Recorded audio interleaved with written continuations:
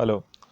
आज की वीडियो में हम करेंगे mathematical properties of standard deviation. जैसे आपने पहले पढ़ा ही है स्टैंडर्ड डेविएशन कैसे कैलकुलेट किया जाता है और इसके क्या क्या मेथड्स हैं और इसके क्या क्या एडवांटेज हैं डिसएडवांटेजेस हैं।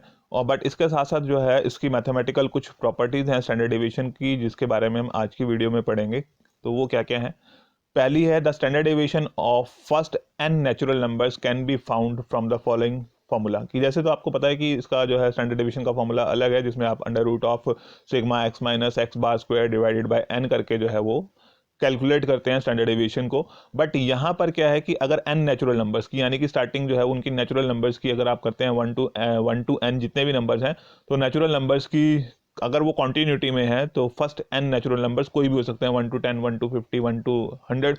तो वो नेचुरल नंबर्स का अगर आप निकालना चाहते हैं स्टैंडर्ड डेविएशन जो है वो इस फॉर्मूले से डायरेक्टली उसको कैलकुलेट किया जा सकता है। N means number of items की जहां तक जो है उसकी काउंटिंग जा रही है। तो standard deviation is equal to under root of 1/12 multiplied by n square minus 1।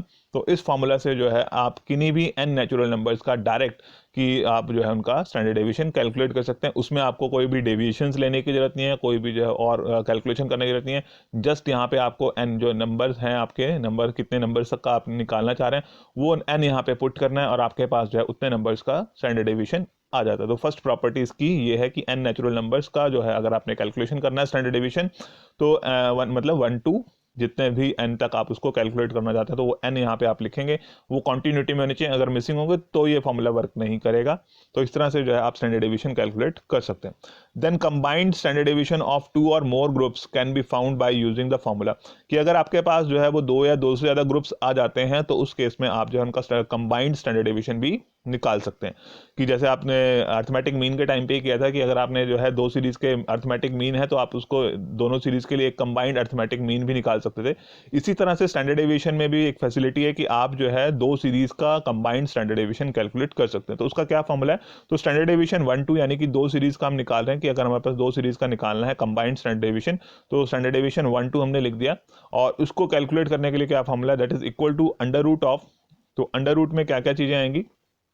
n1 standard deviation 1 square, n1 standard deviation 1 का square plus n2 standard deviation second का square plus n1 d1 square plus n2 d2 square divided by n1 plus n2। तो n1 का मतलब होता है कि number of items in first series की आपके पास 2 सीरीज की हम बात कर रहे हैं कि 2 ग्रुप्स का अगर हमने कंबाइंड स्टैंडर्ड डेविएशन निकालना है तो n1 क्या है कि फर्स्ट सीरीज की number of items. Standard deviation 1 का मतलब है कि फर्स्ट सीरीज का स्टैंडर्ड डेविएशन। तो जो स्टैंडर्ड डेविएशन है फर्स्ट सीरीज का उसका हमने स्क्वायर करना है, n का नहीं करना, सिर्फ फर्स्ट सीरीज के स्टैंडर्ड डेविएशन का स्क्वायर करना है। Then plus n2 into standard deviation 2 square. तो n2 का मतलब number of items in the second series and this is the standard deviation of second series. ठीक है, 2 बेस में लिखा है तो दैट मींस वो सेकंड सीरीज को बिलोंग करता है। अगर 1 लिखा है बेस में तो वो फर्स्ट सीरीज को बिलोंग करता है। और ये जो स्क्वायर लिखा है दैट इज कि स्क्वायर है, उसको आपने जो है स्क्वायर कैलकुलेट करना है। तो यहां पर हमने सेकंड सीरीज के स्टैंडर्ड डेविएशन का स्क्वायर कैलकुलेट करना है और उसको उस सेकंड सीरीज की नंबर ऑफ आइटम से मल्टीप्लाई करना है। Then plus n1 d1 square, तो number of items in the first series. d1 और d2 कैसे कैलकुलेट करने हैं आपने? तो ये d1 का स्क्वायर और ये d2 का स्क्वायर है, तो ये d1 और d2 कैसे कैलकुलेट करेंगे? तो ये d1 और d2 कैलकुलेट करने के लिए जो फॉर्मूला है that is d1 is equal to x bar 1 minus x bar 1 2 and d2 is equal to x bar 2 minus x bar 1 2। तो यानी कि आपने जो है वो d1 का मतलब है कि डेविएशंस लेने हैं फर्स्ट सीरीज के मीन के फ्रॉम कंबाइंड अर्थमेटिक मीन, कि दोनों सीरीज के कंबाइंड अर्थमेटिक मीन से जो है वो फर्स्ट सीरीज का जो है आपने फर्स्ट सीरीज के अर्थमेटिक मीन से डेविएशंस लिए तो वो d1 बन गया। और d2 कैसे निकलेगा कि सेकंड सीरीज का जो अर्थमेटिक मीन है उसका डेविएशंस हमने कंबाइंड मीन से लेना। तो ये कंबाइंड मीन का फॉर्मूला आपको मैंने पहले बताया हुआ है कि कैसे आप कंबाइंड मीन निकाल सकते हैं। तो n1 x bar 1 plus n2 x bar 2 और divided by n1 plus n2, इस तरह से जो है वो कंबाइंड मीन निकल जाता है। और कंबाइंड मीन से जो है वो डेविएशंस लिए जाएंगे तो हमारे पास जो है वो फर्स्ट सीरीज के मीन से डेविएशन लेंगे तो d1 आ जाएगा, सेकंड सीरीज के मीन से डेविएशंस ले जाएंगे तो d2 बन जाएगा।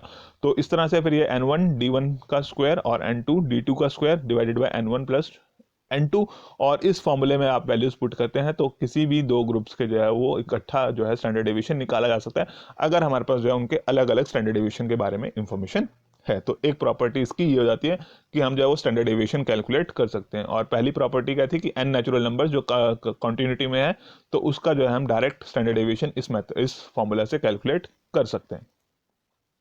The sum of the squares of the deviations of items taken from the arithmetic mean is least.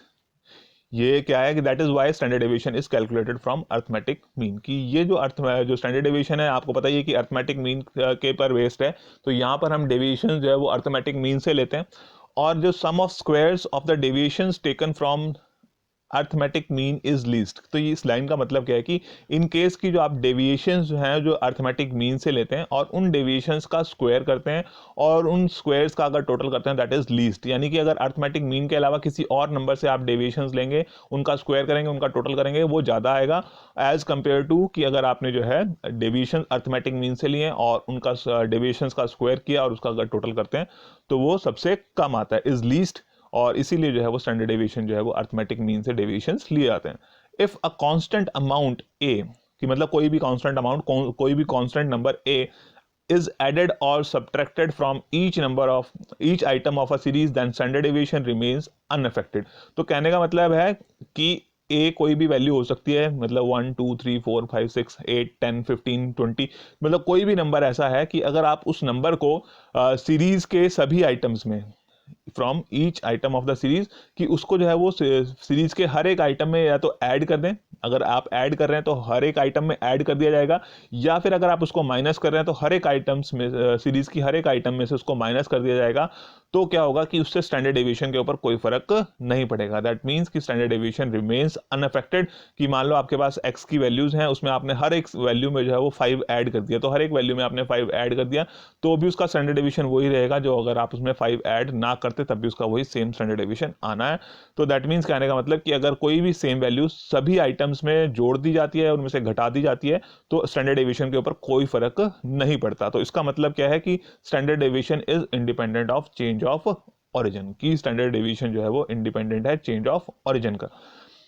Then if each item of a series is multiplied or divided by a constant A, then standard deviation is affected by the same amount. कि in case की अगर हमने जो है वो standard जितनी भी items हैं सीरीज की उनको किसी एक सेम कांस्टेंट ए से जो है या तो मल्टीप्लाई कर दिया है या डिवाइड कर दिया है। ठीक है, आपके पास एक्स की वैल्यूज थी, उसको जो है आपने हर एक वैल्यू को 5 से डिवाइड कर दिया, या हर एक वैल्यू को जो है 10 से मल्टीप्लाई कर दिया, या हर एक वैल्यू को 20 से मल्टीप्लाई कर दिया, मतलब किसी भी एक सिंगल नंबर से जो है आपने सभी आइटम्स को सेम नंबर से मल्टीप्लाई कर दिया या डिवाइड कर दिया, तो जो है स्टैंडर्ड डेविएशन की वैल्यू जो है उतनी ही अमाउंट से चेंज हो जाएगी। यानी कि अगर आपने सभी आइटम्स को 10 से मल्टीप्लाई किया तो उनका जो स्टैंडर्ड डेविएशन आएगा वो, अगर आप बिना 10 से मल्टीप्लाई के जो आइटम्स थी उन आइटम्स का बेसिक अगर स्टैंडर्ड डेविएशन निकालते और आपने सभी आइटम्स को 10 से मल्टीप्लाई कर दिया उसके बाद उनका स्टैंडर्ड डेविएशन निकाला है, तो पहले वाले स्टैंडर्ड डेविएशन का 10 टाइम्स ही जो है वो स्टैंडर्ड डेविएशन आएगा। तो जितनी भी कांस्टेंट वैल्यू से जो है आप उनको उस वैल्यू से उसको मल्टीप्लाई करेंगे उतनी ही से सेम अमाउंट से जो है वो स्टैंडर्ड डेविएशन अफेक्ट हो जाएगा। यानी कि स्टैंडर्ड डेविएशन को भी आपको उतनी ही अमाउंट से मल्टीप्लाई करना पड़ेगा या डिवाइड करना पड़ेगा। दैट मीन्स कि standard deviation is not independent of change of scale. की इसका मतलब है कि वो इंडिपेंडेंट नहीं है चेंज ऑफ स्केल के, बट ऐड करने से उसके ऊपर कोई इफेक्ट नहीं पड़ता। बट अगर सेम अमाउंट से जो है उसको सेम वैल्यू से किसी सेम नंबर से सेम कांस्टेंट से अगर उसको मल्टीप्लाई या डिवाइड किया जाता है हर एक आइटम को, तो उतनी ही अमाउंट से जो है वो स्टैंडर्ड डेविएशन अफेक्ट होगा। अगर वो मल्टीप्लाई किया गया है सभी आइटम्स को तो स्टैंडर्ड डेविएशन भी उतना ही मल्टीप्लाइड आएगा, और अगर डिवाइड किया गया तो स्टैंडर्ड डेविएशन भी उसको मल्टीप्लाई डिवाइड करने से ही प्राप्त होगा। Then the standard deviation has the following relation to the arithmetic mean in a symmetrical distribution। तो symmetrical distribution क्या होता है कि जो आपको यहाँ पे ग्राफ दिख रहा है ये symmetrical distribution है। It is a bell shaped graph, bell shaped graph की जिसमें जो है आपका यहाँ पर मीन मीडियन मोड जो है वो सभी जो है वो कोइंसाइड करते हैं, उसको हम बोलते हैं सिमेट्रिकल डिस्ट्रीब्यूशन या नॉर्मल डिस्ट्रीब्यूशन। जहाँ पर जो है वो आपका बेल शेप्ड ग्राफ बना होता है और दोनों साइड्स जो है उसके इक्वल आइटम्स होती हैं, और उसमें मीन मीडियन मोड जो है वो आपस में एक दूसरे के साथ कोइंसाइड करते हैं, एक ही जगह पर होते हैं, मीन भी मीडियन भी मोड भी। तो उस ग्राफ को हम जो है उस सीरीज को उस डिस्ट्रीब्यूशन को जो है वो नॉर्मल डिस्ट्रीब्यूशन कहा जाता है या सिमेट्रिकल डिस्ट्रीब्यूशन कहा जाता है। तो इस सिमेट्रिकल डिस्ट्रीब्यूशन में जो है कि ये कुछ इस तरह के रिलेशनशिप दिए हुए हैं मीन के साथ स्टैंडर्ड डेविएशन के। तो वो क्या बता रहा है कि mean plus plus minus standard deviation include 68.27% of items, कि ये आपका मीन है, अर्थमेटिक मीन है। इस अर्थमेटिक मीन में अगर आपने 1 स्टैंडर्ड डेविएशन माइनस कर दिया एंड 1 स्टैंडर्ड डेविएशन प्लस कर दिया, तो यहाँ से लेके यहाँ तक का जो एरिया है, उस एरिया में कितनी 68.26% जो है वो आइटम्स जो है वो लगभग 68.26% जो है वो आइटम्स इसमें कवर हो जाती हैं। Then mean plus minus 2 standard deviation, अगर उसमें जो है वो प्लस माइनस 2 स्टैंडर्ड डेविएशन हमने प्लस माइनस कर दिया, तो उसमें 95.45% आइटम्स जो है वो कवर हो जाती है, कि मीन उसमें से 2 स्टैंडर्ड डेविएशन माइनस किया, 2 स्टैंडर्ड डेविएशन प्लस किया, क्योंकि ये मीन है। मीन से जो है वो इधर आपकी माइनस वाली आइटम्स होगी, इधर आपकी जो है वो प्लस वाली होगी। मीन में जो है अगर आप प्लस करेंगे तो इस साइड चली जाएंगी पॉजिटिव, उसमें से कम करेंगे तो इस साइड आ जाएंगी। तो उसमें 2 स्टैंडर्ड डेविएशन माइनस किया, 2 स्टैंडर्ड डेविएशन प्लस किया, तो उससे जो है वो 95.4% जो है वो आइटम्स उसके अंदर कवर हो जाती हैं। Then mean plus 3 standard deviation includes 99.73% of items, की अगर मीन में आपने -3 स्टैंडर्ड डेविएशन और +3 स्टैंडर्ड डेविएशन कर दिया, तो उससे 99.73% जो है वो आइटम्स उसके अंदर कवर हो जाती हैं। तो ये जो आपको यहाँ पे एक पॉइंट का डिफरेंस दिख रहा है, ये जो उसके ग्रॉसअप करने की, जो थर्ड पॉइंट है उसके ग्रॉसअप करने की वजह से डिफरेंस आ रहा है। तो आप यहाँ से देख सकते हैं कि यहाँ पर जो है वो 68.27%, 95.45 एंड 99.73% ये आइटम जो है, ये वैल्यूज जो है करेक्ट हैं। तो इसमें मीन में अगर 1 स्टैंडर्ड डेविएशन प्लस माइनस किया जाएगा तो 68.27%, 2 स्टैंडर्ड डेविएशन प्लस माइनस किए जाएंगे तो 95.45, और 3 स्टैंडर्ड डेविएशन जो है वो प्लस माइनस किए जाएंगे मीन में, तो 99.73% जो है वो आइटम्स यहाँ पे इसके अंदर इस एरिया में यहाँ से यहाँ तक कवर हो जाती हैं। बट ये होगा तभी जब आपका डिस्ट्रीब्यूशन जो है वो सिमेट्रिकल डिस्ट्रीब्यूशन है। देन इसमें क्या है कि standard deviation has the following relationship, quartile deviation and mean deviation in a symmetrical distribution. जो भी मैंने आपको बताया कि सिमेट्रिकल डिस्ट्रीब्यूशन या नॉर्मल डिस्ट्रीब्यूशन, उस डिस्ट्रीब्यूशन में जो है वो जो इसके डिस्पर्शन के और दूसरे मेजर्स हैं, क्वार्टाइल डेविएशन और मीन डेविएशन, उसके साथ क्या लिंक्ड है।